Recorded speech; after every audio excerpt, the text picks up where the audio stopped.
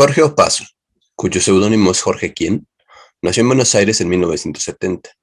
Es artista visual, ilustrador, docente y dibujante de cómics. Estudió Comunicación Visual y Bellas Artes en Santiago de Chile.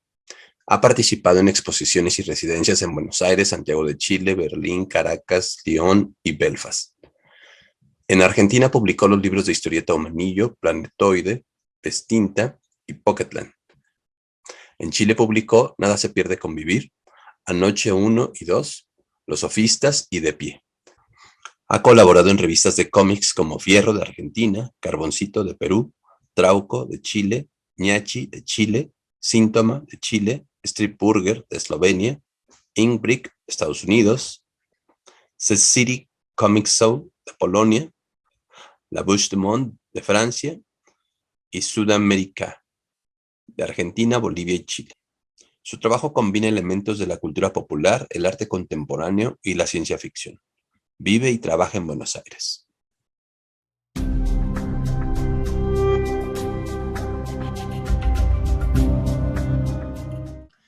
Bueno, me presento así brevemente también. Mi seudónimo es Jorge Quien, mi nombre es Jorge Opazo, soy artista visual e historietista,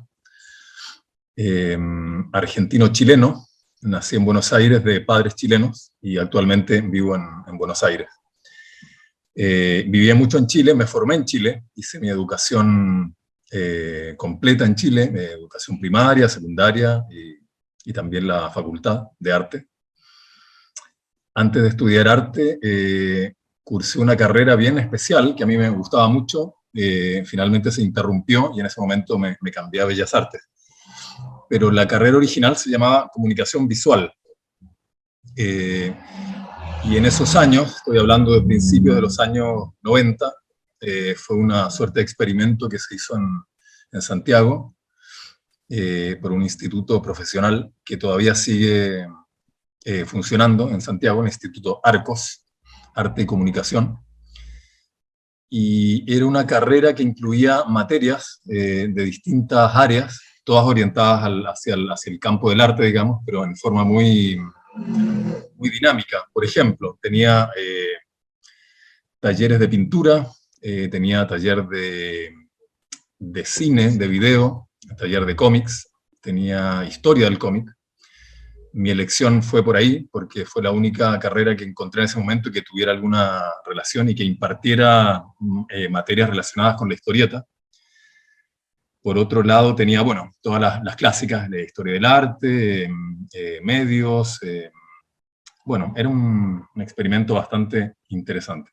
Era tan diverso en su propuesta que fracasó y se quedaron solamente con la carrera de comunicación audiovisual, ¿no? O sea, suprimieron comunicación visual, se concentraron más en el área audiovisual y la parte gráfica la encararon, como siempre, por el lado del diseño.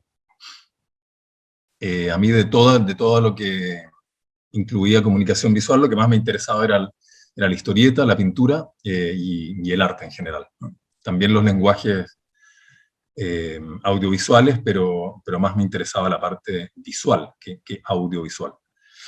De todas maneras fue muy enriquecedor aprender algo de video, de cine, y de hecho me tocó después trabajar un tiempo en una productora audiovisual. Así que me sirvió mucho. Por el lado de la fotografía también fue muy útil. Yo cuando hago historieta me baso mucho en algunas historietas, ¿no? en fotografías, en material gráfico, que recopilo y que luego reinterpreto en base a mi dibujo. Pero bueno, la historieta viene de muy pequeño, como sucede con muchos otros autores que dibujamos desde que tenemos memoria. En mi caso, la memoria del dibujo de historieta es muy temprana. Diría que casi no puedo distinguir entre el puro dibujo y el dibujo de historieta, porque la historieta me atrajo desde muy pequeño. Y afortunadamente conservo bastante de ese material, de mis dibujos infantiles, mis historietas infantiles. Quiero decir que no eran solamente dibujos sueltos, sino que había una intención narrativa, desde muy temprano. Y en cuanto a las lecturas, al igual que sucede en muchos países latinoamericanos, y México encabezando la lista por su famosa editorial Novaro, mis primeras lecturas fueron efectivamente de superhéroes. Es un género que yo quiero mucho, del que aprendí mucho y del que me enriquecí visualmente en mis primeros años. Todavía tengo esa sensación cuando miro un cómic de superhéroes de que es un verdadero festival de forma y color. Muchas veces insuperado por otras expresiones del arte, ¿no? Como la pintura, como no sé, como la gráfica. En la historieta confluyen tantos factores que eso es lo que la hace tan rica, tan atractiva. Y así que bueno, en mi trabajo siempre habrá alguna referencia al cómic de superhéroes, porque fue mi primera escuela, digamos, visual.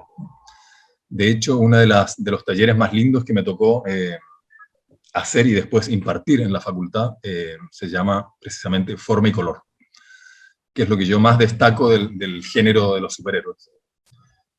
No tanto la cuestión temática ni ideológica, ¿no? Para mí hay un impacto visual, una cuestión muy dinámica que no veo en ningún otro medio, que es una especie de característica muy específica del cómic de superhéroes. O sea, ese dinamismo gráfico tan atractivo, lleno de color, de movimientos, de expresiones, de onomatopeya. Eso bueno, y los cuerpos, por supuesto, ¿no? Toda la parte anatómica. Eso me parece sorprendente, me parece muy rico visualmente. Después, bueno, se podrán hacer los análisis políticos, ideológicos que ya se han hecho, ¿no? Y que no vale mucho la pena reiterar, pero para mí es una escuela de forma y color, principalmente. Después de adolescente, vos me preguntabas por un poco mis intereses y mi formación historietística, entonces voy a tratar de hacer un relato más o menos cronológico, ¿no? Y tendría que decir que antes del cómic de superhéroes, ¿no? Que visualmente fue lo más impactante, hubo ciertamente otras lecturas de historieta. Por ejemplo, si tengo que retrotraerme así a mis primeras memorias, mis primeras imágenes, y en base a los dibujos que me quedaron de mi primera infancia. La primera infancia va de los 0 a los 6 años aproximadamente, ¿no? Que se supone que es la etapa formativa no solo estética, sino que también valórica y que incorpora un montón de variables a nivel humano, digamos, la primera infancia. Recuerdo, por ejemplo, personajes como Astro Boy, ¿no? Recuerdo los dibujos animados de Astro Boy. Recuerdo a Tarzán, ¿no? Que ya, por supuesto, ya relacionado y emparentado con el mundo de los superhéroes. Pero Tarzán es un capítulo aparte, ¿no? Es un superhéroe en ese sentido previo, primitivo. Recuerdo mucho a Tarzán, recuerdo a Mafalda también. La figura de Quino diría que es fundamental en mi formación y en mi historia. Sobre todo una tira muy linda que los lectores de Mafalda seguramente van a recordar, los millones y millones de lectores, ¿no? de Mafalda. Hay una tira muy decidora para mí, y muy hermosa en un amplio sentido, ¿no? Conceptual, humorístico, gráfico. Es la famosa tira en que la familia bueno, se ve al papá se ve a Tarzán en una primera viñeta, creo que son 3. Se ve a Tarzán muy canchero, muy musculoso, apuesto, sacándose la remera, ¿no? Y lanzándola al aire, ¿no? Y en la viñeta siguiente se ve al padre de Mafalda, a Mafalda y a su esposa, los 3 muy avergonzados, porque la remera del padre Mafalda cayó sobre la cabeza de una señora gorda que estaba ahí tomando sol en la playa, ¿no? Entonces esa es la viñeta, como que es el remate y el que genera toda la gracia y todo el drama de esa tira. Siempre me pareció como muy tragicómica. O sea, es la fantasía, es el imaginario del padre creyéndose Tarzán en medio de una playa argentina, y todo ese ideal, toda esa postura heroica se cae violentamente cuando se da cuenta de la tontería que cometió, ¿no? Se sacó la remera y esa remera le cayó a una señora X en la cabeza, ¿no? Bueno, esa tira cómica a mí me impactó mucho, me quedó en la memoria grabada, primero por el personaje, ¿no? Porque yo ya conocía a Tarzán, entonces lo veía ahí en una situación extraña. El dibujo de Quino, cuando retrata a Tarzán, es en clave realista, ¿no? No es el estilo de Quino ni de Mafalda al que estamos acostumbrados. Es un grafismo mucho más aplicado, ¿no? Más concentrado. Es un Tarzán realista. Y tiene una cosa latinoamericana también, es como si fuera un Tarzán latino. Y luego, en el remate de la viñeta, ya vuelve a su estilo tradicional. Todo vuelve a la normalidad, digamos, a la normalidad caricaturesca. Pasa del realismo a la caricatura. Pero ese remate tragicómico nos devuelve a la realidad. Entonces hay un montón de factores, en una tira muy compleja, muy linda en ese sentido. Bueno, Quino, ¿qué otro referente? A ver, no, te diría que esos tres, básicamente, previos a mi contacto con los superhéroes. Quino, sobre todo Mafalda, Astro Boy y Tarzán. Y supongo que de Tarzán pasé a todos los demás supers. Luego, en mi adolescencia, te diría que es el capítulo también, otro capítulo fundamental. Ya estábamos en Chile, yo me fui de Buenos Aires siendo muy chico, a los 6 años, así que hice la mitad de primer grado acá y la mitad en Santiago. Ya estando en los últimos años de la primaria, un compañero de curso que había vivido en España y que tenía familia en España y que era muy aficionado al cómic, ¿no? A las historietas. Estaba entrando, ya había entrado en el cómic para adultos, en el famoso cómic para adultos de los años 70 y 80, ¿no? En esa etapa. Y sus abuelos de España le enviaban revistas de cómics, ¿no? Para adultos. Él se las pedía. No sé si sus abuelos se daban cuenta que eran efectivamente cómics para adultos, aunque había un rótulo en la tapa que decía. Bueno, con él entramos a ese mundo, ¿no? Un grupito de compañeros. Estamos hablando de principios de los años 80, revistas como la Comics Internacional, la Zona 84, antes 1984, la Totem, y bueno, y todos los álbumes de cómics que editaba Toutime en esa época. Bueno, ese material nos rompió la cabeza, literalmente te diría, ¿no? Fue como un shock a todo nivel, visual, temático, corporal, ¿no? Porque había un voltaje erótico altísimo, ¿no? Y esa cuestión me acuerdo que nos fascinó, el hecho de estar leyendo cómics para adultos, ¿no? Siendo niños todavía, o adolescentes, teníamos 12, 13, 14 años. Ese fue el segundo hito, digamos, ¿no? en mi derrotero como lector y dibujante, porque yo ya venía dibujando, y en ese momento me puse como a dibujar intentando lograr un estilo más realista, ¿no? Y bueno, y ahí está todo el conjunto de autores fantásticos de la época. Todavía tengo muchas de esas revistas. Yo en ese momento le hice un encargo también al padre de este compañero que viajaba regularmente en España y le dije, tráigame por favor unas revistas Totem. Y Totem te diría que es mi revista favorita de la época, ¿no? Ahí tengo mi colección que cada vez que la miro me emociona y me motiva, ¿no? La Totem española de los años 70 y 80.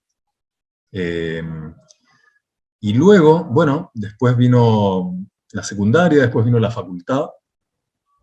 Ahí entré a estudiar comunicación visual, como te comentaba, donde había asignaturas de cómics, seguí dibujando. Y luego, cuando pasé a Bellas Artes, ahí viene un periodo en que yo me alejo de la historieta, ¿no? Me concentro más bien en las artes visuales, en la pintura, en la instalación. Yo tengo un trabajo bastante diverso en ese sentido, que abarca la historieta, abarca la pintura, abarca la instalación, abarcó incluso la performance, un montón de cosas, ¿no? En la Facultad de Arte yo me dediqué a absorber como una esponja y a experimentar también, ¿no? con los distintos medios, técnicas, con el propio cuerpo, y me alejé un poquito de la historieta, ¿no?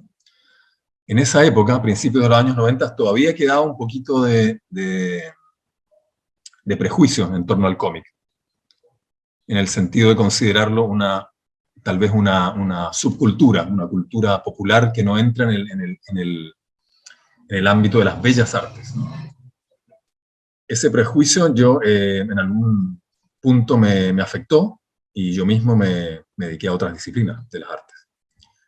Después junté todo, junté todo, historieta y artes visuales, y bueno, y hasta el día de hoy que sigo un poco practicando todos los medios y géneros, pero muy concentrado sobre todo en mi primera vocación, que es el cómic.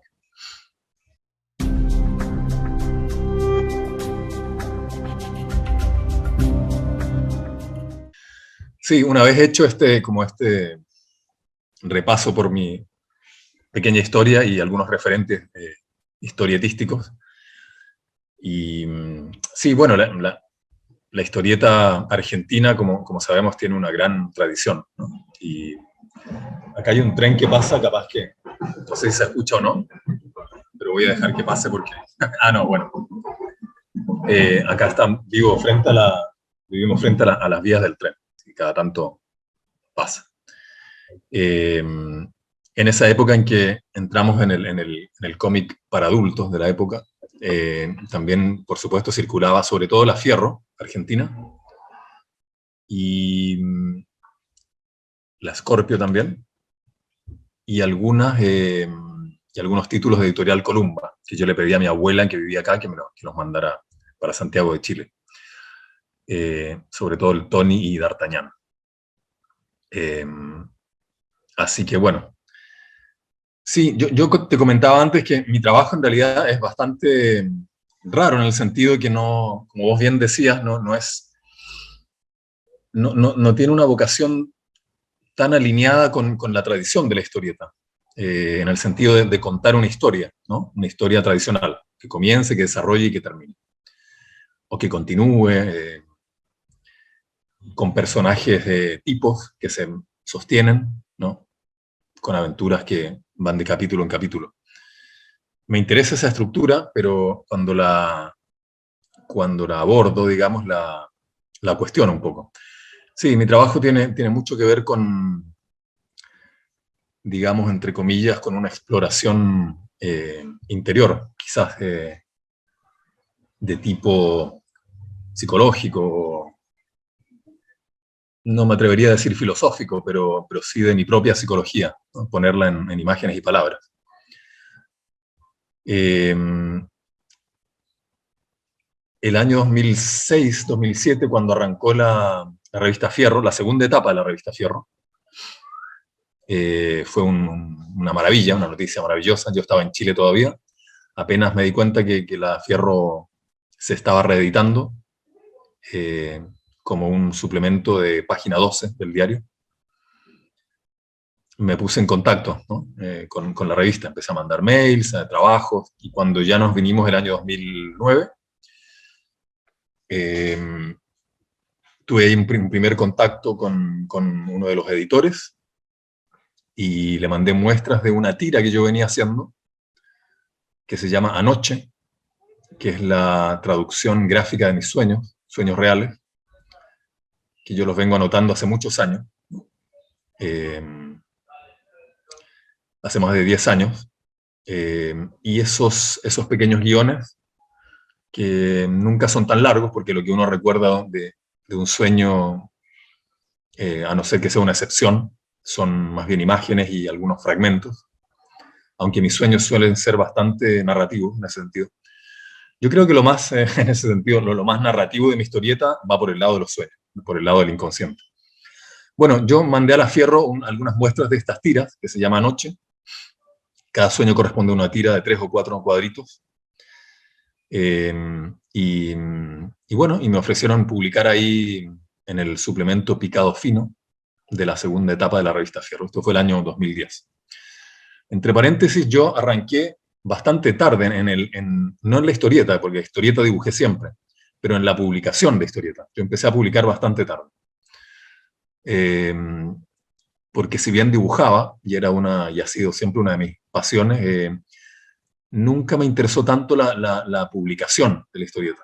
eso es un tema que me lo planteé después.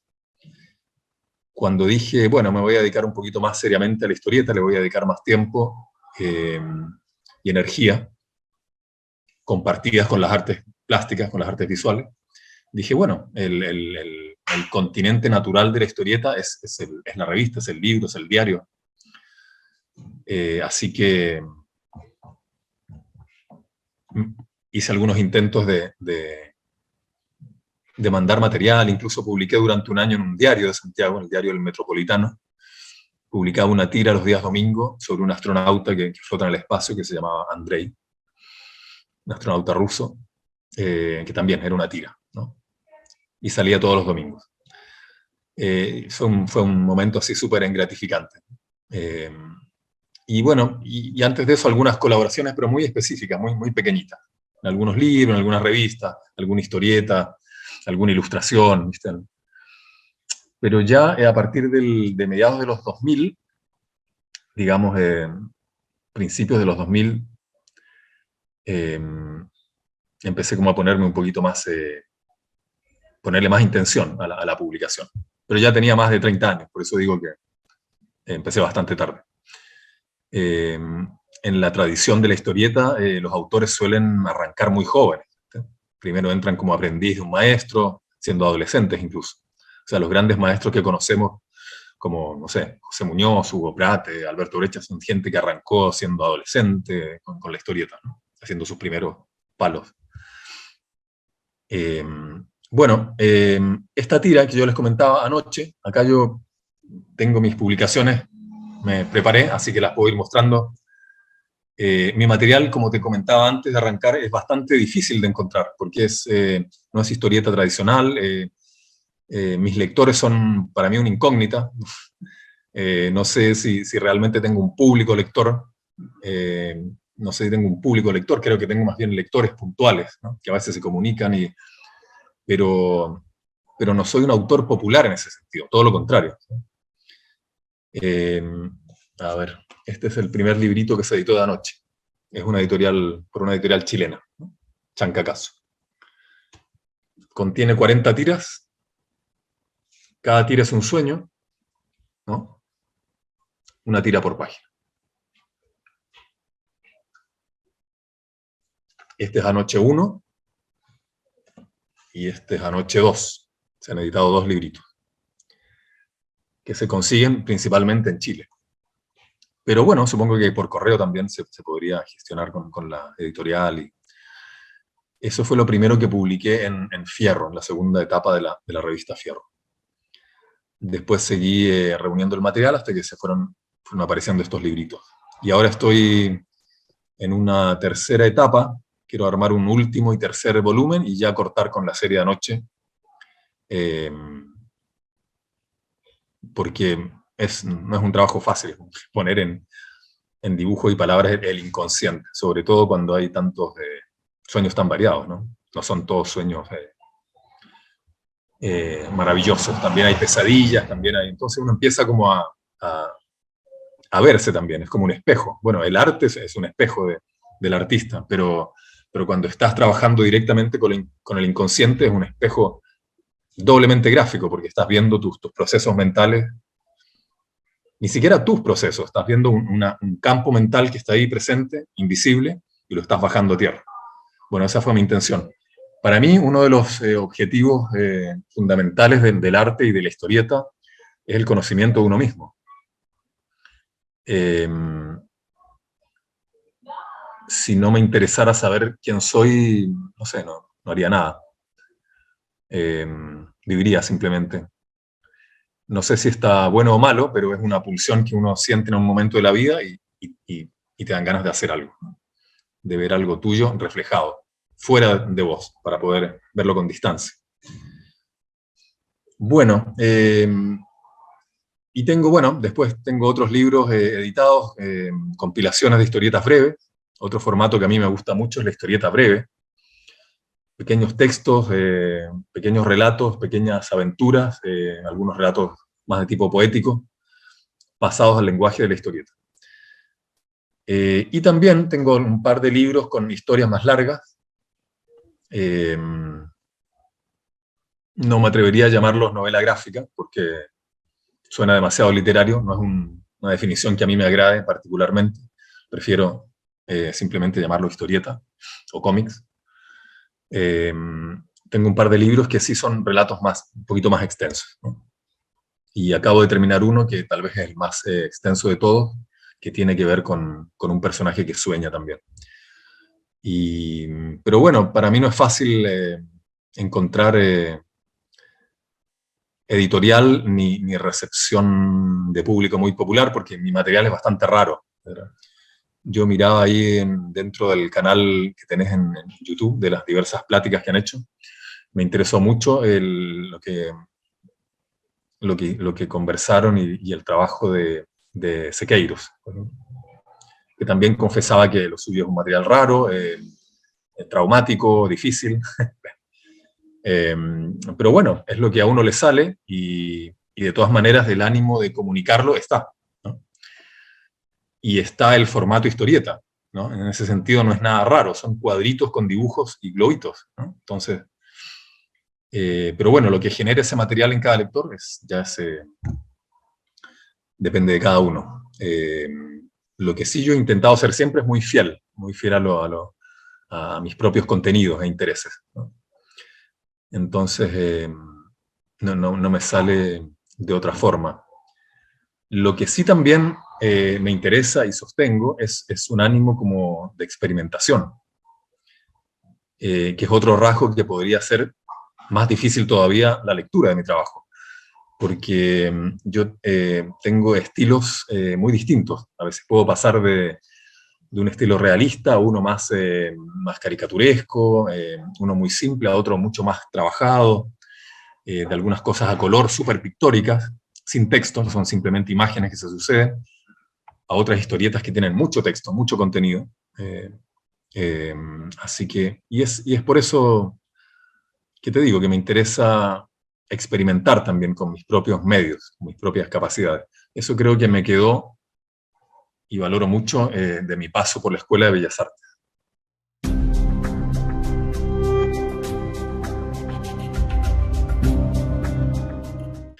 Bueno, buena pregunta, buena pregunta. Yo tengo, si bien no tengo claro el tipo de lector que tengo, creo que puede ser muy diverso. Puede ser un adolescente, puede ser un adulto,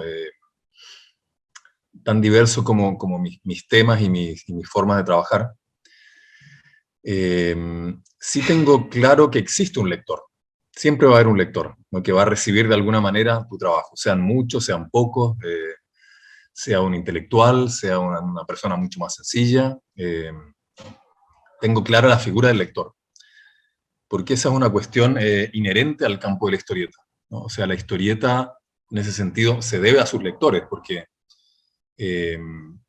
no sé, el cómic cuando nace a principios de siglo en Norteamérica, podemos cuestionar ese nacimiento, porque en realidad tiene antecedentes previos y muy importantes. Pero digamos a nivel popular, a nivel de diarios, de periódicos, ¿no? Se da en ese momento. Bueno, el cómic fue una forma de enganchar a la gente también y de ofrecerle algunas buenas noticias, digamos, un poco de color, ¿no? Un poco de humor, y no solamente dramas y política y asesinatos y prensa amarilla. En ese sentido, la historieta se debe a sus lectores, ¿no? No tanto como el arte, porque las artes visuales son más reconcentradas en sí mismas, ¿no? En ese sentido, el artista es una figura más dramática, más trágica, ¿no?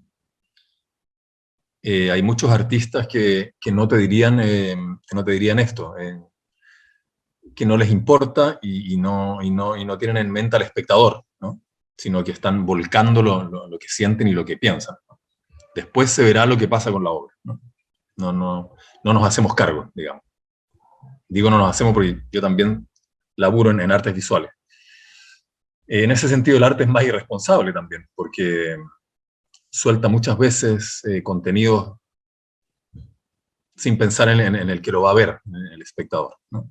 Bueno, pero también es el papel que cumple el arte, más arriesgado, más rupturista, más chocante.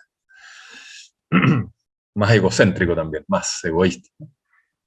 La historieta en ese sentido tiene como otro contrato con la gente, con el público. Y a mí sí que me interesa la figura del lector, ¿no? O sea, no por el hecho de que no tenga claros mis lectores, no los voy a tener en cuenta. Yo sé que mis cosas por alguien van a ser leídas, ¿no? Y en ese sentido me interesa mucho la figura del lector. Incluso en muchas de mis historietas me refiero directamente al lector, le hablo al lector, lo interpelo, digamos, como si fuera un diálogo entre la historieta y el que lee. Lo hice conmigo mismo como lector y también lo hago con el lector, con la persona que sea, ¿no? Sobre todo en una historieta que se llama Los Sofistas, que es uno de mis libros donde ha puesto un relato un poquito más extenso, ¿no? Con personajes fijos que se mantienen y con una temática, un guión bien estructurado, ¿no? Bien preciso, ¿no? Con un arranque, un desarrollo, un final medio extraño, como no podía ser de otra forma, pero es una historieta más formal en ese sentido, ¿no? Estructurada en capítulos. A ver si lo tengo por acá. Sí. Esto es Los Sofistas. Claro, esto se publicó en un sitio de arte contemporáneo chileno hace unos años por capítulo, y luego se hizo el libro, ¿no? Los Sofistas. Blanco y negro, hay zonas de mucho texto, es una especie de distopía, en una ciencia ficción que apela más al espacio interior que al exterior. Zonas de mucho texto y zonas de mucho silencio también. Bueno, hay un capítulo, por ejemplo, que son simplemente páginas negras, ¿no? Este capítulo se llama Un minuto de silencio. Esto tiene, creo que tienes 90 páginas. Ok. 90 páginas, sí. Mediana extensión, digamos, tampoco es tan extensa. Bueno, este trabajo, Los Sofistas, por ejemplo, apela directamente, hay un narrador omnisciente, que es un poco el que comanda la historia, el que cuenta, y el que conoce todo lo que pasa, en todo tiempo y lugar del relato. Ese narrador se está refiriendo permanentemente al lector, le habla al lector, ¿no? Entonces uno como lector se siente interpelado. Hay preguntas, hay situaciones en que pareciera que hay un diálogo más directo. Es lo que yo intenté, por lo menos. Y bueno, en ese sentido, para mí la figura del lector es importantísima. No podría hacer historietas sin pensar en el potencial lector. Una figura desconocida, pero real.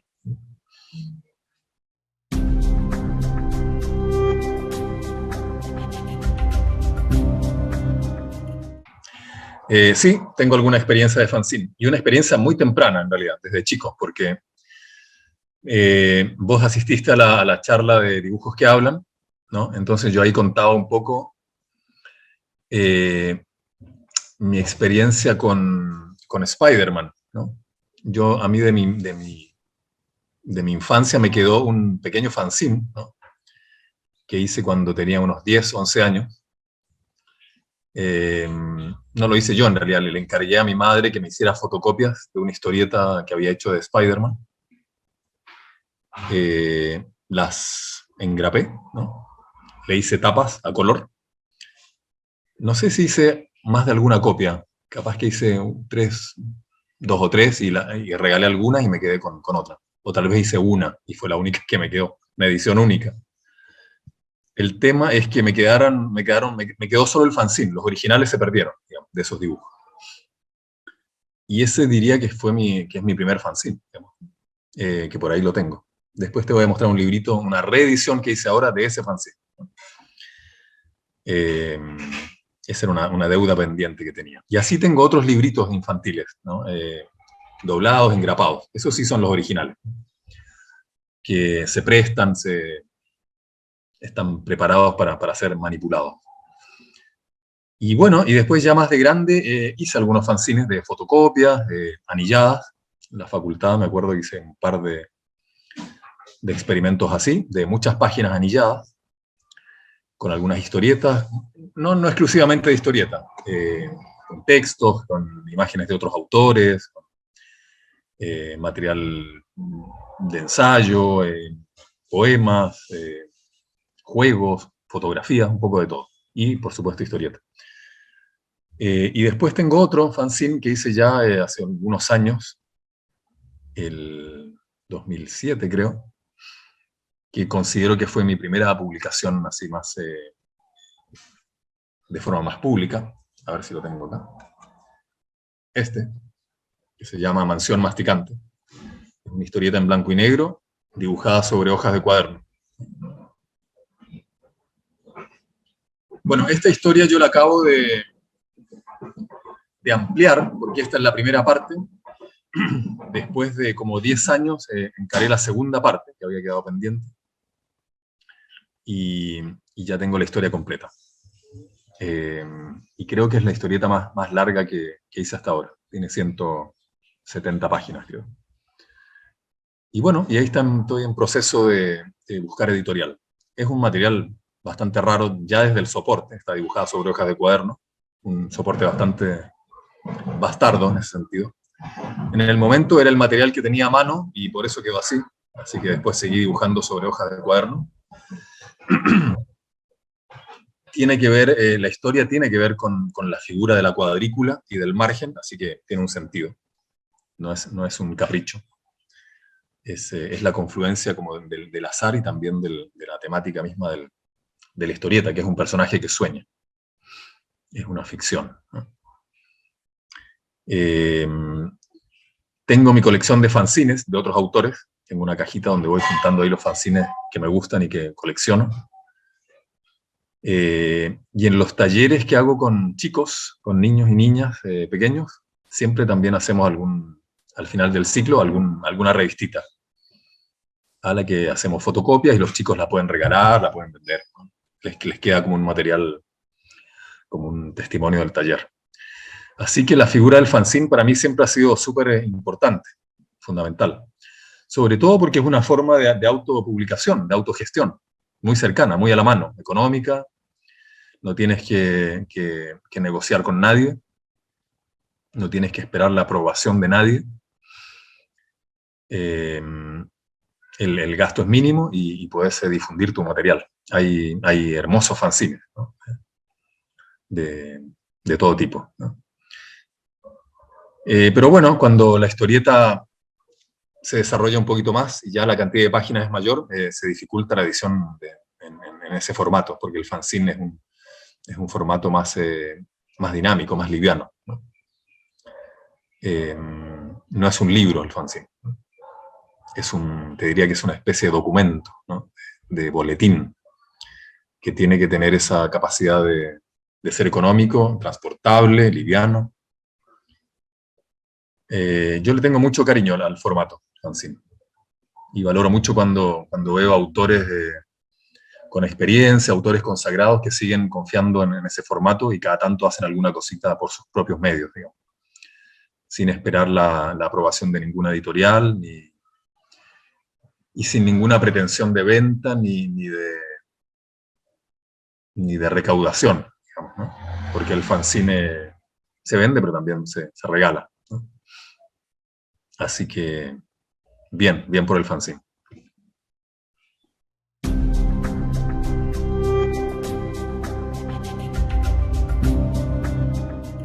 Bueno, estoy bastante al tanto de lo que está pasando en mis dos países, por lo menos, Argentina y Chile. Desde hace unos 10, 15 años hay muchas editoriales nuevas, editoriales jóvenes. De hecho, mi material, casi todo, te diría que está publicado por editoriales que nacieron alrededor del año 2010, más o menos, antes, después. Muchas de ellas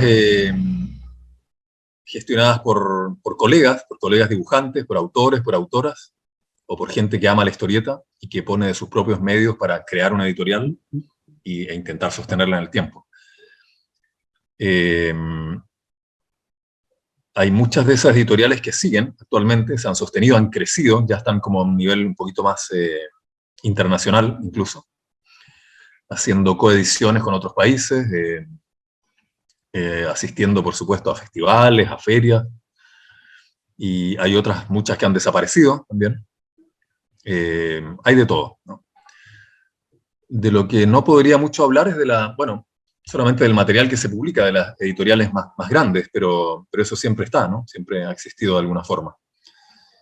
Estoy mucho más al tanto de lo que sucede con estas editoriales más jóvenes, que han estado rescatando autores, en ese sentido han cumplido una labor como de mucha justicia también, porque sobre todo en Chile y en Argentina, han estado editando autores históricos que en su momento no tuvieron ediciones de libros, solamente colaboraron en revistas de la época, y que se estaban mereciendo hace tiempo una edición integral de su obra, ¿no? Y muchas de estas editoriales están encargándose de reunir ese material y editarlo en sus propios países, digamos. Autores que los editaron incluso afuera y que nunca habían sido editados acá. Por ejemplo, en el caso de Argentina, muchos autores de la Fierro, de la primera época de la Fierro, que fueron conocidos en la Fierro, en la revista, y en algunas otras, pero que no tenían libros, digamos, publicados. No solo de la Fierro, de la revista editorial Columba, de la Scorpio, y de otras que también surgieron en la época. Por ejemplo, el caso de Quique Alcatena, que tiene un montón de libros publicados sobre todo por la editorial Locorrabia, y mucho material que no conocíamos, que se había publicado afuera y que nunca se había reunido como libro, ¿no? Y así el caso de muchos otros, Enrique Brecha, el hijo de Alberto mismo, autores súper grosos que han sido publicados por estas nuevas editoriales. Y el caso de Chile también, ¿no? Hay editoriales que han recuperado autores de los años 80, 70 incluso. Así que es un momento interesante. Te diría que el cómic latinoamericano está bastante movido, por lo menos desde hace unos 10, 15 años. Digamos que la historieta en ese sentido ha tenido una suerte de expansión tremenda, ¿no? A partir de los años 60, diría, cuando la figura del autor se revela como tal, digamos. O sea, ya no es solo un dibujante o un guionista que intenta entretener a un público X, ¿no? O a un público masivo, si se quiere, a través del humor, de la aventura y de los géneros, ¿no? En esa época aparece la figura del autor que se hace cargo de sus propios temas, ¿no? De sus propios temas existenciales, digamos. Con resultados muy intensos a veces. Si tuviera que recomendar material así como para escuelas, que revelen como la calidad artística de la historieta, y que al mismo tiempo den cuenta de la ampliación del público también, hacia un público adulto, ¿no? Porque historieta infantil hay mucha, y muy buena, ¿no? Pero si tuviéramos que apuntar a un público un poquito más adulto, interesado en el arte, en los medios, a mí el primero que se me viene a la cabeza es Alberto Brecha, ¿no? Que transitó por tantos medios, por tantos estilos, y por temáticas diversas también, ¿no? Hizo un poquito de todo, hizo humor, hizo aventura, pero ya cuando se interesó en la historieta como un medio de dar cuenta digamos, del aspecto, si se quiere, literario de la vida o del aspecto existencial, bueno, ahí es donde ese tipo de historietas yo lo recomiendo fuertemente. Todas sus adaptaciones literarias, ¿no? De Lovecraft, de Poe, y de otros escritores, de Ernesto Sábato. Todas esas versiones literarias de Brecha son gráficamente impactantes y estéticamente bellísimas, ¿no? O sea, cumplen varias funciones. El texto está muy bien versionado y es una verdadera galería de bellas artes, digamos, todas las técnicas y estilos que pone ahí en juego. A ver, ¿qué otro autor? Bueno, José Muñoz y Carlos Zampayo también son dos maestros muy grosos que han creado su propia forma de hacer historieta y que han influido enormemente en varias generaciones de historietistas. Veo ahí en tu biblioteca el integral de Alex Sinner, por ejemplo. Eh, Esa también es una historia, es una obra maestra de la historieta, ¿no? ¿Qué otro autor? Bueno, hay muchísimos, hay muchísimos. Dudo un poco porque hay mucha variedad de temáticas también, ¿no? Hay cuestiones bastante truculentas, hay otra zona erótica del cómic, de los franceses, por ejemplo. A mí hay un autor que me gusta mucho, que se llama Fred, que no es muy conocido, pero en Francia sí, y en Europa también, que tiene esta serie llamada Filemón, que es la historia de un chico, un adolescente que vive aventuras fantásticas. Tiene otras cosas, pero esa es su obra principal. Es un autor muy bueno, ¿no? Hay otro autor francés que se llama Boudon, que también es muy, muy potente, muy bueno. Eh, ¿Qué otro? Bueno, y latinoamericanos. Bueno, está Carlos Nine, por ejemplo, también un gran maestro de la historieta, un gran pintor, un gran dibujante. Está su hijo Lucas también, que está haciendo cosas muy buenas.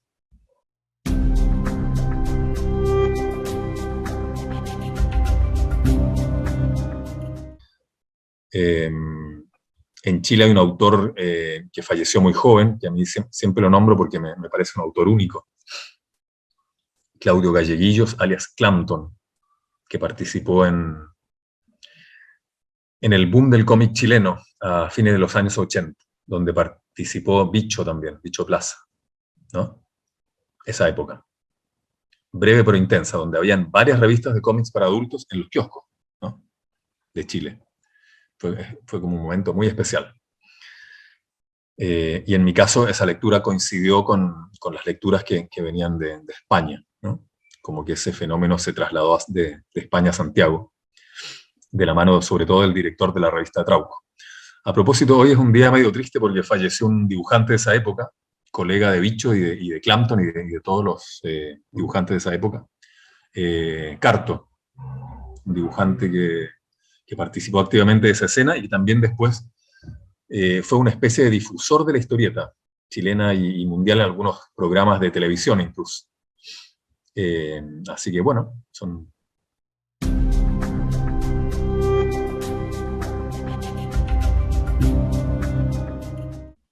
una época de oro de lectura de historieta, pero sí de un tipo de historieta más desechable quizás.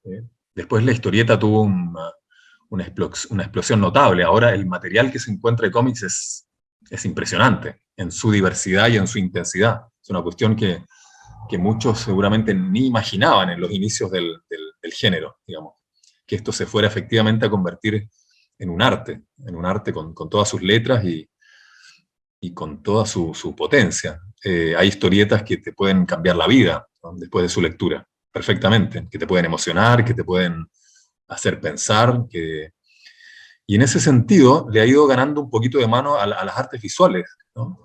Yo cito mi propio caso como artista visual. En lo estético y en lo humano, yo en un momento sentí claramente que, hablo de mi experiencia personal, ¿no? Que mis temas, mis inquietudes se fueron viendo cada vez más representados, reflejados en la historieta que en las artes plásticas, ¿no? Eso por un lado, como autor, sentía que lo que yo tenía para decir y para mostrar funcionaba y me gratificaba mucho más como historieta que como pintura o como en una muestra de galería, ¿no? Y por eso, bueno, retomé tan fuertemente el palo de la historieta. Eh, Eso por el lado como autor, digamos. Y como lector también, en algún momento sentí que el campo de la historieta posee una amabilidad muy distinta a la de las artes visuales. O sea, uno podría hacer como la comparación entre la experiencia de leer una historieta, digamos una novela gráfica, o revisar alguna revista de las buenas del cómic para adultos, con la experiencia de entrar a una galería de arte contemporáneo, por ejemplo, ¿no? Hacer la experiencia y ver qué te genera más empatía, qué te aporta más, ¿no? Como experiencia. Obviamente es variable, ¿no? No es ni lo uno ni lo otro. Pero comparativamente, a mí me fue sucediendo como autor y como lector, en que la historieta me parecía un campo mucho más cercano, más amable, más asequible, ¿no? Y en lo humano también. Ahí después me desencanté un poco. En algún momento empecé a sentir que el circuito de la historieta, de los historietistas, ¿no? Eran personas también más amables, más cercanas, con las que uno podía charlar más llanamente. Mucho más que el circuito de las artes visuales, donde hay egos más encumbrados, los diálogos son más herméticos, ¿no? Pareciera que es como otra cosa. Después me desencanté un poquito porque me di cuenta que en el circuito de la historieta y del cómic pasa lo mismo que en cualquier otro rubro. O sea, también hay egos, también hay egoísmo, hay estupidez, hay de todo. O sea, no es una cuestión de circuitos ni de géneros de la cultura, sino que es una cuestión humana finalmente. Es así.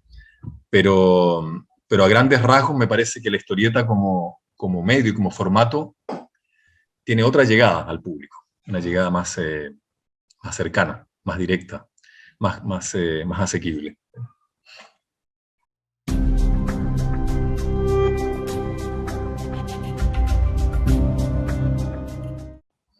Bueno, este proyecto que presenté hace poco en Dibujos que Hablan, trata precisamente de historieta e infancia. Lo que yo hice fue contactar autores y autoras de historieta y hacerles la pregunta de si tenían algún material de historieta de su infancia, que les haya quedado de esa época. No dibujos, no ilustraciones, no dibujos sueltos, sino historietas que hayan dibujado sobre su infancia. Me dediqué un periodo a hacer ese rastreo, digamos, y bueno, y fueron apareciendo varios autores que tenían algunas cosas súper interesantes, súper lindas. Y así reuní una lista de como 15, ¿no? 15 autores y autoras, entre artistas visuales, historietistas, editores, algunos músicos, ¿no?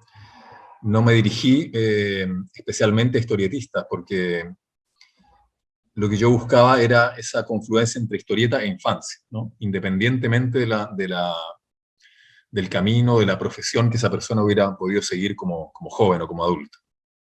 Me parece que la historieta es un género clave de la infancia de los chicos, y yo lo veo permanentemente en los talleres que hago, ¿no? No quiere decir que esos niños vayan a ser historietistas de ninguna manera, pero hay un momento de la infancia en que la historieta resulta muy atractiva como lenguaje, ¿no? Esa confluencia sofisticada entre imágenes y palabras, ¿no? Que es justamente lo que los chicos están aprendiendo, ¿no? A representar y a escribir y a leer. Bueno, así reuní un montón de material de autores consagrados, de autores jóvenes, menos conocidos, y bueno, así, por ejemplo, ¿qué autores están presentes en ese proyecto? Que se llama Expansión de los lápices, ¿no? En un principio pensé en llamarlo Continuidad de los lápices, ¿no? Que suena lindo también, pero me parecía que más que una continuidad es una expansión que esos lápices experimentan en la edad adulta. En el caso de que esos chicos hayan seguido por un campo más o menos en torno a las artes, ¿no? En un amplio sentido.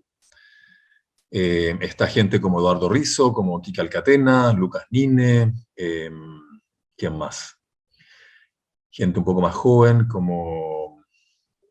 Bueno, hay un poco de todo, autores no tan conocidos. Bueno, y está Fontana Rosa también, cuya viuda me hizo llegar sus historietas infantiles, por ejemplo. El tope de edad eran los 12 años, no sé, la segunda infancia.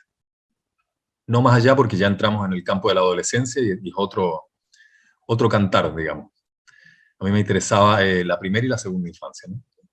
Hasta los 12 años. Todo esto motivado por mis propias memorias como dibujante, ¿no? Mis propios materiales, que yo los conservo, y dije, pero bueno, esto también lo deben tener otros autores y autoras, seguramente. Estos tesoros de la infancia. Estaba el mismo Bicho, estaban artistas visuales como Paula Didborn, autores más jóvenes como Federico Di Pila, ¿quién más? Escritores como Esteban Castromán, guionistas, él también es guionista de historieta. Y así, un montón de autores que me facilitaron sus historietas, sus fanzines de infancia. Y lo que yo hice fue confrontar ese material con sus producciones como adultos, digamos, ¿no? Y ver algunas correspondencias, si es que existían o no. Y todo esto presentarlo en un contexto analítico, a veces histórico, sobre cómo la historieta ha venido evolucionando, ¿no? Desde contenidos, en principio, ligados al mundo de la infancia, porque la historieta, si bien no nace como un medio dirigido específicamente a la infancia, las primeras historietas de la prensa norteamericana son para adultos, ¿no? De hecho están ubicadas en los periódicos. Rápidamente la historieta descubre que hay un público ahí expectante que son los niños, ¿no? Y se desarrolla ampliamente en el campo infantil. Entonces yo quería ver cómo esa evolución se reeditaba de alguna manera en los autores, en la persona, ¿no? Cómo transitaron desde temáticas infantiles hacia temas y estilos más de adulto. Entonces es muy lindo ver en paralelo las historietas de infancia de Kiki Alcatena, por ejemplo, donde ya existían los superhéroes, ¿no? Los samuráis, y ver sus producciones actuales. O las historietas bélicas de Eduardo Rizzo, por ejemplo. O las historietas fantásticas de, no sé, de Federico de Pila, que en ese momento veía Los Caballeros del Zodíaco, y los traspasaba al papel con muchos efectos y colores, y ver historietas que se ubicaban en otros formatos, en diarios de vida, por ejemplo, de Paula Didborn, que ahora es una artista visual y profesora de arte, y ella en su diario de vida, en muchas páginas el formato que elegía para contar su propia vida era la historieta, eran personajitos que hablaban mediante globos de diálogo. Bueno, y así, ¿no? Este proyecto, el Expansión de los Lápices, me llevó un tiempo, ¿no? Primero toda la etapa de recolección de material, y luego me interesaba mostrar mucho el material, ir comentándolo mientras lo mostraba. La presentación estuvo un poco accidentada, porque al final yo no pude manejar mi propio PowerPoint, así que otro muchacho desde Chile lo fue pasando las imágenes mientras yo las comentaba. Pero en algún momento me gustaría darle lectura a todo el texto, no pude leer todo el texto, que es bastante extenso, y mostrar todas las imágenes, hacerlo un poquito más ordenado. Así que si en algún momento te interesa, lo podemos hacer también, para que quede así como un poco más ordenado y completo el material. Pero estuvo bien. Yo, como te decía, recurrí a mis propias memorias, ¿no? De niño dibujante. Me di cuenta que esa experiencia es una experiencia común. Todos los niños dibujan, todos dibujamos en esa etapa de la vida. Y algunos siguieron por ese mismo camino, se transformaron en historietistas, en dibujantes o en guionistas o en autores completos. Algunos fueron más por el lado de la escritura, de la literatura, otros por las artes visuales, otros editores, pero todos ligados un poquito al mundo gráfico. Yo la historieta, por mi parte, la que incluí, tengo varias, fue este Spider-Man que te comentaba, que es mi primer y único fanzine de esa época. No es el único, porque también tengo uno sobre Mazinger Z, me había olvidado. Son dos fanzines gemelos, ¿no? Fotocopiados, de los que me quedaron solo las copias. Te voy a mostrar lo que hice ahora, esta es una autoedición, hablando de fanzines, ¿no? Esta es una autoedición que está ahora por salir. Lo que yo hice fue reproducir ese fanzine lo más fielmente posible, pero, bueno, acá está historieta original, ¿no? Reproducida, tratando de ser fiel al color y del fanzine original, ¿no?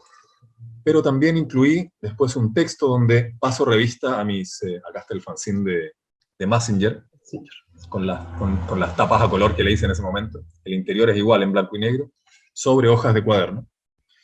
Lo que hice fue después incluir un texto donde cuento un poco mi historia en relación al personaje, hablo un poco de la historieta como referente a nivel general durante mi vida, y paso revista a los autores que se han ocupado de Spider-Man, para mí los más notables.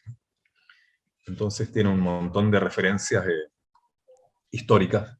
Voy a ir comentando ahí algunas anécdotas, lecturas, autores,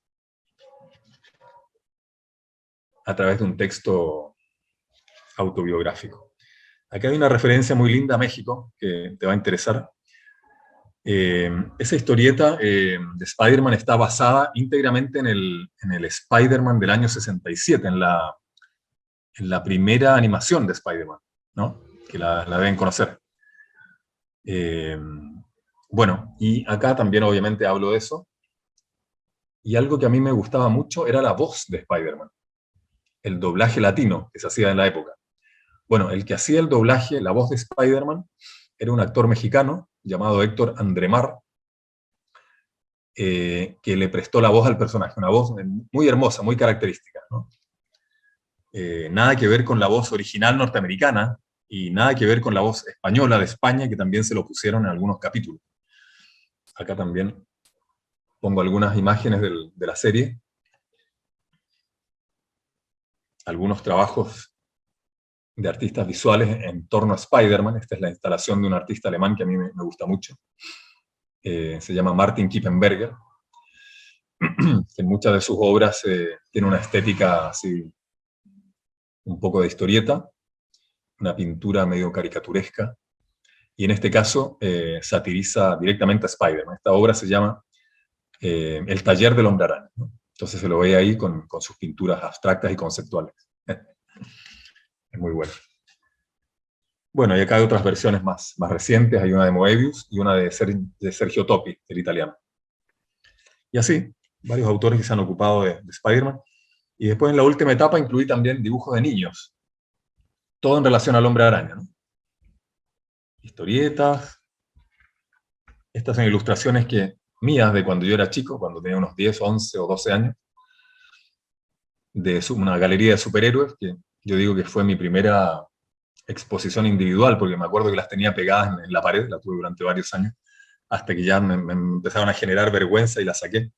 Acá hay dos versiones de Spider-Man de mi hija, que tiene 6 años, una que hizo a los 4 y otra que hizo especialmente para esta edición a los 6, acompañadas de una ilustración multitudinaria de John Byrne, el dibujante norteamericano. Y así, material, acá hay fondos, o sea, los backgrounds de la serie, que son muy lindos también, son cartones pintados, edificios. La ciudad siempre estaba muy desolada, eso me llamaba mucho la atención. Sobre todo en la primera temporada, las primeras 2 temporadas, parecía que el único habitante de Nueva York era Spider-Man, y su jefe y su secretaria, no habían, y los villanos de turno, pero no se veía público, no se veía gente en las calles, era una ciudad metafísica. Después eso cambió con las temporadas posteriores, cuando se puso más fantástica. Estos son fondos ya de las últimas temporadas, que las dirigió Ralph Bakshi, el director del Gato Fritz y del Señor de los Anillos. Se hizo cargo de las últimas temporadas. ¿De qué año es? Esto es año 67, creo que hasta el 70-71 duró la serie, ¿no? Bueno, este es un intento de reedición fanzinesca, pero puesto al día, digamos, actualizado. Hablando de memorias. No, a mí la historieta me parece que uno de sus fundamentos está en la infancia. Si no fuera porque leímos historieta en la infancia, no sé si nos hubiéramos dedicado a esto, ¿no?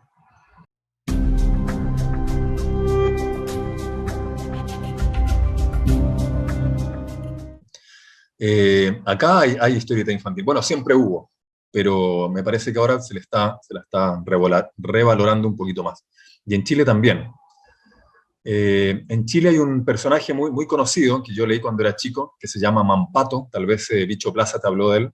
Él incluso trabajó en Mampato, en alguna de sus películas. Esa es una historieta muy recomendable para chicos, ¿no? Mampato es un niño que viaja en el tiempo, ¿no? Esa es la temática. Entonces va al futuro y va al pasado, a través de un cinturón mágico que le regaló un extraterrestre por ahí, Mampato. Eh, a ver, ¿qué otra historieta infantil? De las actuales no estoy muy al tanto, pero sé que tanto en Chile como en Argentina hay producción de historieta infantil. Eh, de las europeas, bueno, está Filemón, de Fred, que te comenté, que es muy linda. Eh, a ver, de Chile, de Argentina, historietas infantiles, o algunos personajes clásicos. Mira, en este momento no se me vienen muchos a la cabeza, pero en general, todo historietista en algún momento hizo algo para chicos. Es casi es un clásico, ¿no? Eh, yo creo que es una deuda que tenemos con nuestra propia infancia como lectores. Entonces, en algún momento uno siente que le debe algo a ese campo de la infancia. Eh, de hecho, yo tengo también en proyecto hacer algo dedicado a la historieta infantil, ¿no? Tengo por ahí algunos proyectos en carpeta. Eh, bueno, Kike Catena también trabajó en Antiojito, trabajó en Villiquen, en esas revistas infantiles de la época. Acá, esas dos revistas nuclearon muchos autores que laburaban para chicos, y que yo leí también en mi primera infancia. Eh,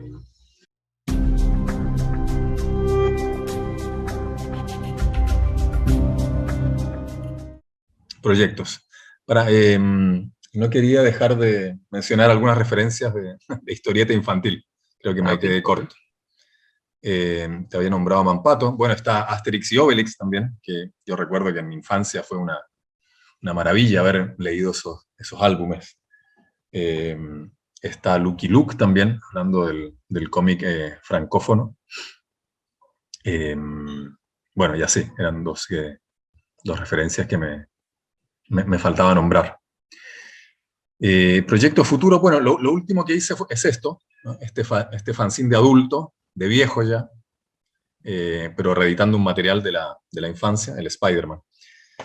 El otro proyecto que tengo en carpeta es este, basado en Mansión Masticante, es la versión completa de esta historia, que se amplió bastante. Esa la terminé hace un par de años, la tengo ahí en carpeta. ¿Y qué otros? Siempre tengo muchos proyectos en carpeta, en ese sentido soy un autor bastante prolífico. A veces tengo que ponerme a revisar las carpetas de archivo porque yo mismo me olvido de lo que tengo. Entonces reviso y veo lo que puedo ir seleccionando como para,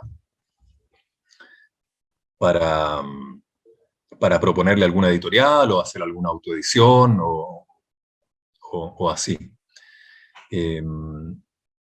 Hace poquito mandé, por ejemplo, unas historietas un poquito más largas a una revista muy buena, que te diría que con la que estoy colaborando desde hace algún tiempo y que ha sido muy gratificante porque para mí es una de las revistas de cómic actual, contemporáneo, más importantes. Es la Strip Burger de Eslovenia. No sé si la conocía. Se llama así, Strip Burger. Búscala porque tiene un material buenísimo, como de muy buen nivel. En general, historietas breves, muy en el formato del cómic de los años 80, tipo antología, una revista de antología que reúne varios autores de distintos países con historietas breves. Muy poquito en el formato continuará, te diría que casi nada, son todas autoconclusivas, ¿no? Una edición muy linda, de muy buena calidad, y ahí me han publicado un par de historietas breves, y ahora también están preparando una antología que no sé cuándo irá a salir, pero con historietas un poco más largas. Pero de las revistas actuales, periódicas, en ese formato como de antología, me parece que hoy por hoy es la más importante. Y acá en Argentina, por ahora sigue la Fierro a nivel digital. Me comentabas que me habías visto un poco ahí, junto a Lautaro Ortiz. Estamos haciendo una serie que se llama Narradores, que también la vamos publicando por capítulos. Eso es también lo último que he estado haciendo y lo vamos a seguir, le vamos a dar un poquito más de continuidad a esa serie, ¿no? Narradores. ¿Y qué más? Bueno, tengo algún proyecto ahí de historieta infantil también, en carpeta. Y esos son algunos de los proyectos.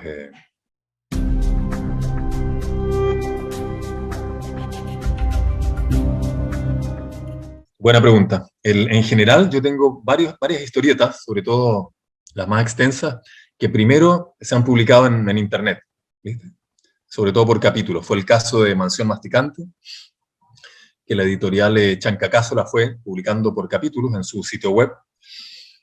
Es el caso de Los Sofistas, que se publicó en Artishop, un sitio de arte contemporáneo chileno, también por capítulos. Es el caso de Pocketland, otro librito que tengo acá. A ver si lo tengo por acá, sí. Que lo editó la... Ah, no, acá no lo tengo a la mano. Pero bueno, es un librito que publicó la editorial Locorrabia, de acá de Buenos Aires, que también primero se publicó en internet, en una página de historieta muy linda que había, que después se terminó, pero era buenísima, se llamaba Kamandi.com. Ahí se publicó también por capítulos. Había una página informativa, ¿no? Con muchos ensayos, entrevistas, estaba buenísima. Lamentablemente terminó como proyecto. Ahí se publicó también esa historieta. En La Fierro, antes de Narradores, publiqué Nada se pierde con vivir, que es otro de mis libros de los que yo considero importantes. Este sí te lo puedo mostrar acá. Es un texto del poeta chileno Enrique Lin, que en México lo deben conocer, donde yo lo dibujé. Es un monólogo, son varios monólogos, ¿no? Son 3 monólogos largos, autoconclusivos, y yo los traduje al formato historieta. Fui trabajando por frases y párrafos y los fui ilustrando, ¿no? Todo en blanco y negro. Y así. ¿No? Bueno, este libro se publicó en Chile por la editorial Das Capital. Yo diría que la forma de conseguirlos es a través del correo aéreo, comunicándose directamente con la editorial, porque hay muchas editoriales locales que no tienen distribución afuera, o es muy poca la distribución internacional que tienen. Acá en Argentina y Chile sí se consiguen en librería, ¿no? No es tan difícil, pero si estás más lejos es más complicado. Ya que me preparé y tengo los libros en la mano, voy a nombrar brevemente las editoriales para la gente que quiera comunicarse y pedir el libro. Si se comunica con la editorial, capaz que se lo puedan enviar. Los Sofistas se publicó en Chile por la editorial RIL. Entonces, si buscan RIL en internet, lo van a ver ahí. Y tal vez lo puedan pedir. Se publicó acá también por la editorial Tren en Movimiento, en Argentina. El mismo libro. Como ya dije, se publicó en Chile por la editorial Das Capital. Casi todas estas editoriales tienen su Facebook, tienen su Instagram, así que uno se puede comunicar fácilmente. Los libritos de anoche se publicaron en Chile por la editorial Chancacazo. Los libritos que traducen mis sueños en formato historieta. ¿Qué más? Este libro, que es mi primer libro de cómics, mi primera publicación así más profesional, se llama Humanillo. Se publicó acá en Argentina por la editorial La Pinta, ¿no? Es una compilación de historietas breves.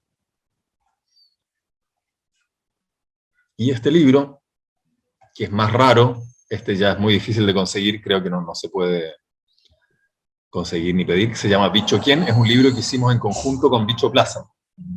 Por eso se llama así, Bicho Quién.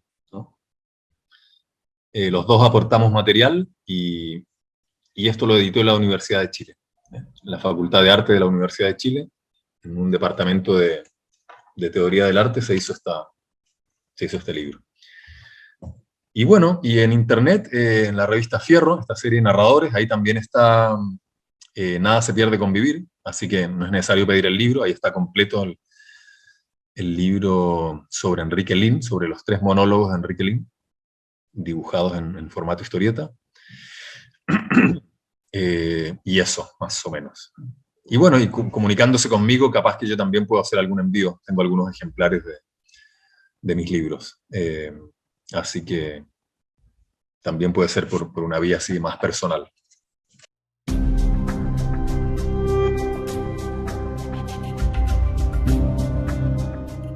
Carlos Nine, en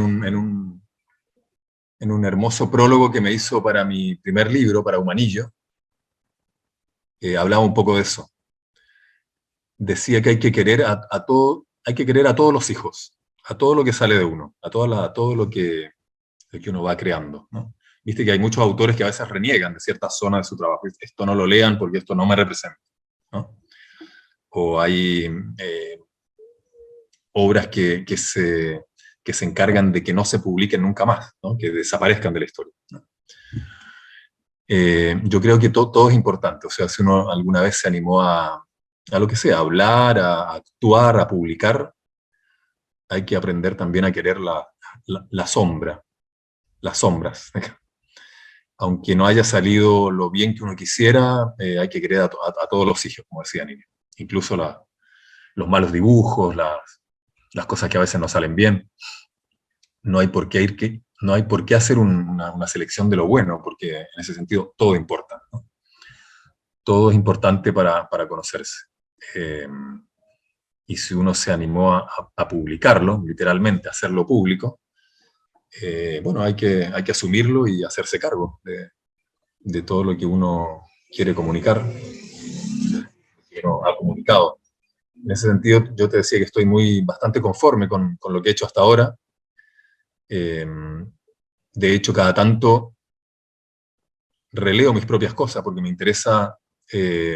Por un lado me entretienen, así que disfruto leyendo lo que he hecho, y por otro lado quiero también seguir conociéndome, ver en qué circunstancias estaba cuando hice ese librito, cuando dibujé esa historieta, de qué forma pensaba, de qué forma sentía, y los cambios que voy notando en mi propia persona. Creo que esa situación es comunicable. O sea, si el lector sintoniza con ese ánimo de conocer su propia persona que yo tengo al crear y al dibujar, me parece que la misión está cumplida. No solo entretener, ¿no? Sino también un espacio reflexivo, sin desmerecer en nada, absolutamente en nada, a la historieta que es entretenida y para pasar el rato. Eso me parece que cumple un papel súper importante, una función fundamental. De hecho, la historieta que nosotros leíamos cuando chicos era eso, era historieta entretenida, ¿no? Para pasar el rato, para reírse. Y sin esas lecturas no seríamos los autores que somos ahora, ¿no? Que tenemos otros intereses, otras...